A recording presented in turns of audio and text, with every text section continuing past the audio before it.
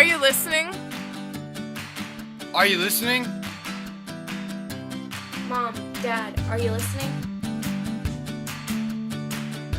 Hi, I'm Ashley McKee with Are You Listening, the show that gives you the teenage perspective on parenting. This week, Charisse from Iowa said, "My parents are everywhere. They're on Facebook, Instagram, and Twitter. They're suffocating me and watch my every move. It's so annoying and they need to back off." Commenting on this will be Jonathan McKee. You know, I think you'd probably admit that maybe you've even felt that way. And I think the biggest culprit is this little device right here. The fact is, as we're filming this here in 2013, just even 1 year ago, the majority of teenagers didn't have these things in their pockets. Now the majority do, about 2/3 of teenagers do. So now they're carrying around with them not just a device that makes phone calls and text, but also a device that does Instagram, Facebook, Twitter, you name it. So what's happening is you've got a lot of parents trying to figure out exactly what to do, and some, when it comes to their parenting, they're very hands-on and very much in their kids' face, and that's probably irritating a bunch of kids. Yeah. Now, what? Especially when they comment, right? Yeah. All right.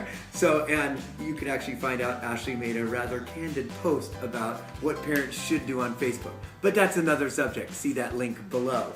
I think what happens is you've got two extremes when it comes to parenting, when it comes to them being meddling in their kids' affairs with Facebook and Instagram and all this.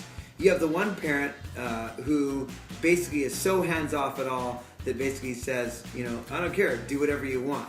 And that's a mistake, because that parent's in essence is saying, I don't care. You've got the other parent that is saying, I care so much that I'm going to be over your shoulder at every second of the day. And that could probably be a little irritating to the kid. Here's the way I like to think of it. I like to think of it with driving. Ashley's learning to drive right now, which is kind of scary. But she's out there driving, and I am required by law to sit next to her in the passenger seat as she drives for 6 months. For 50 hours, we have to. I signed a piece of paper that I'm going to sit next to her and I'm going to say, be careful as you merge. Be careful as you turn right up here.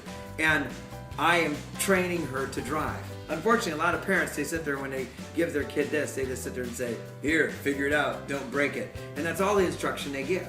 Now here's something else that's interesting about driving. Once I teach her how to drive, she's going to eventually be able to drive by herself. And she's going to have more and more freedom. And eventually I might let her actually drive like down to LA and back, which is really far, once she earns trust. I think a lot of parents need to, one, realize there is that teaching period where you need to instruct your kid and teach them how to be responsible. But that also gets to that time and that age where you let them be on their own. And you aren't necessarily following them on Instagram and on Facebook and watching their every move and commenting on their every post. We need to give our kids freedom. So don't creep, parents, but you should care enough to at least give them instructions on how to use some of these social networking venues. That's it. I'm Jonathan McKee, and this has been Are You Listening?